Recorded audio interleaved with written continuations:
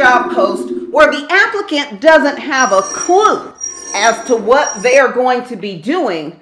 And not only that, this job post is missing some incredibly important, crucial information. And this is why you hire someone as a company and they leave after 2 weeks because of this type of job posting. We're not going to discuss the $16 an hour that they want to pay this person. I want to go into the job duties and the job characteristics that they have listed in this job posting. I don't have a problem with the part where it says you're going to report to the HR department 50% of the time, and you're going to report to the managing partner 50% of the time. I have a little problem about the second paragraph where it says the job description is very thorough, because if you look at the list that they have in this posting, you will see that it is discussing the characteristics versus what you're actually going to be doing. Proficient in Excel, Word, or PowerPoint. Well, yeah, that's a trait, but what am I doing with this job? The title of the job says Human Resources Assistant. Am I going to be writing job descriptions?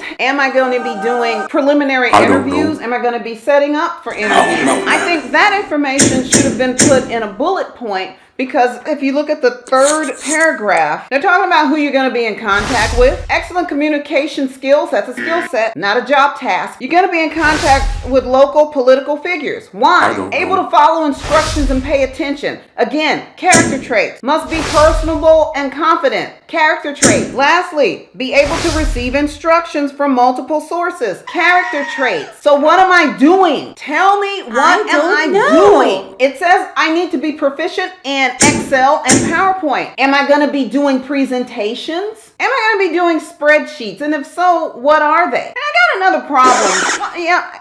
Yeah, now I have a problem with the $16 an hour, because it says right here, bilingual in Spanish required, and they have it in bold. And here's my thing on that. If you need something that is that important as a second language for this job, you should be paying this person a per diem or some type of differential pay for X amount of dollars because of the usage of that skill set. And this is another area where this job description falls down on. I can see this person getting this job, and in their first 5 days, they're thinking, holy crap, I didn't sign up for all of this, and they're gonna leave. $16 an hour, and you want me to use my second language for this job. I don't see any pay differential for that. Then when I do start on this job, I'm gonna see all these things you want me to do that were not listed in this original job post. Guess who's gonna hit the bricks and get out of there as fast as they can, because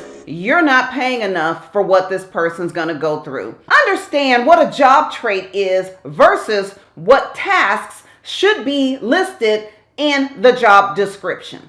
Next, I ran across this story, and I gotta pull it up on my phone. A man won the legal right to not be fun at work after refusing to embrace excessive alcoholism and promiscuity. Read it in the back. I'm going to give you the cliff notes for this. This guy didn't want to participate in the company's parties because he believed that it was behavior that he didn't want to do. And they fired him. And he had to sue. And he won his suit. Business owners. I think I can speak for probably 95% of the employees around the world.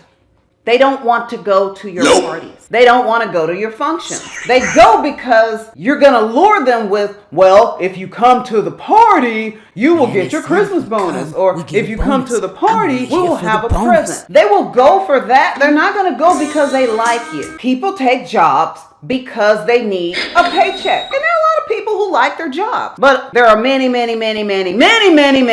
people who don't like their job. They put in their time and they leave.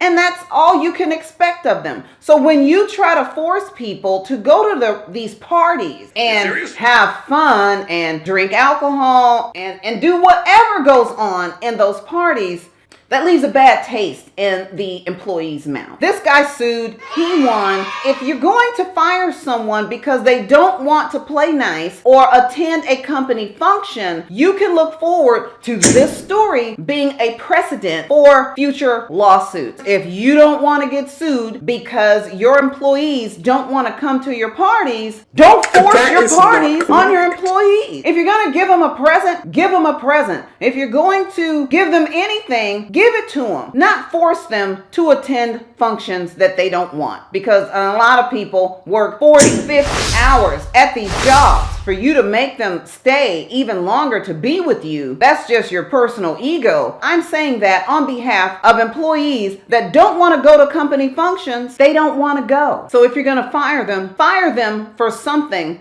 other than them not wanting to go to your party.